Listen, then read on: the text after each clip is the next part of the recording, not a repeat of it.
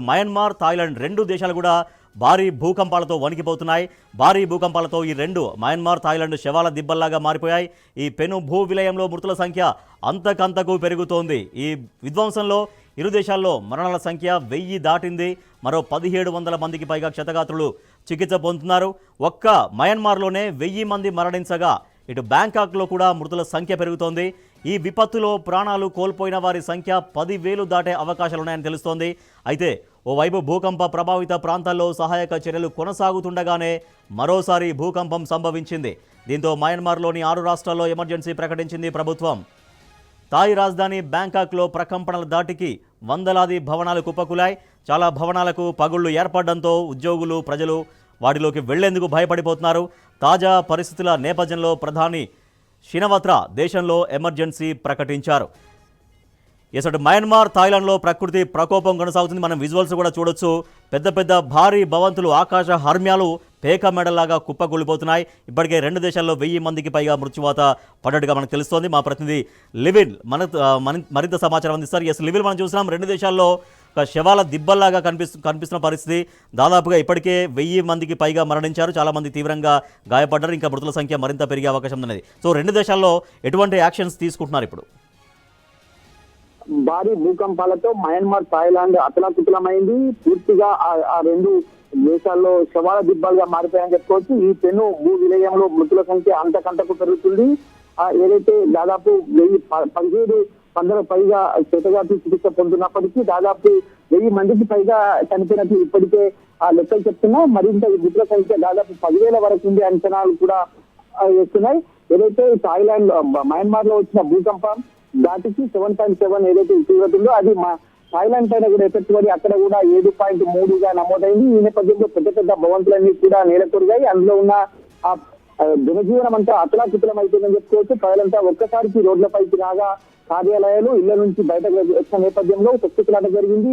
భారీ భవనాల కింద, పెద్ద పెద్ద భవనాల కింద పెద్ద ఎత్తున చిక్కున్నట్టు కూడా మనకి ఇప్పటికే అక్కడ దేశ ప్రధాని షినవత్రా చెప్పిన ప్రకారం తెలుస్తుంది.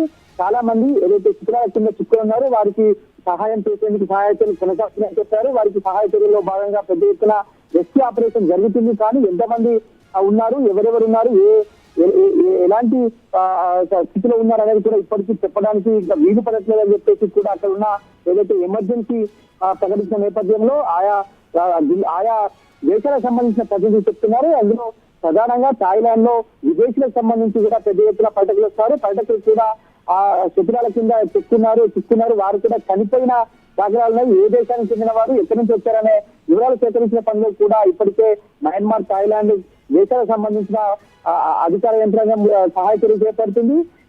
ఇందులో భాగంగా బ్యాంకాక్ లోని మృతుల సంఖ్య ఎప్పటికప్పుడు పెరుగుతూ వస్తుంది. మయన్మార్ లో ఇప్పటికే 1000కి పైగా మంది మరణించినట్లు తెలుస్తుంది.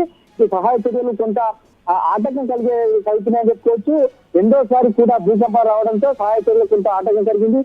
సహాయ చర్యల్లో పాల్గొనేందుకు ఇప్పటికే అక్కడ ఉన్న రెస్క్యూ టీంతో పాటు అక్కడ ఉన్న వారి దేశాలకు సంబంధించిన ఆర్మీ కూడా ఇప్పటికే సహాయ చర్యల్లో మునిగిపోయారు. అంతేకాకుండా ఇప్పటికే దేశ ప్రధాని నరేంద్ర మోడీ సైతం సహాయ చర్యల్లో పాల్గొంటాం, మా దేశానికి సంబంధించిన విపత్తు శాఖ కూడా అక్కడ మీకు సహాయ సహకారాలు అందిస్తుందని చెప్పేసి కూడా ఇప్పటికే ప్రకటించిన నేపథ్యంలో ఇటు ఇండియాకి సంబంధించి ఎంతమంది, ఇతర దేశాల నుంచి వచ్చిన వారు ఎంతమంది అనే లెక్కలు తెలుసుకోవాల్సిన అవసరం గురించి ఇప్పటికే మృతుల సంఖ్య ఎప్పటికప్పుడు పెరుగుతూ వస్తుంది. దీంతో 6 రాష్ట్రాల్లో ఎమర్జెన్సీ ప్రకటించింది థాయ్. అంతేకాకుండా ఇటు బ్యాంకాక్ లో సైతం ఇప్పటికే ఎమర్జెన్సీ ప్రకటించింది.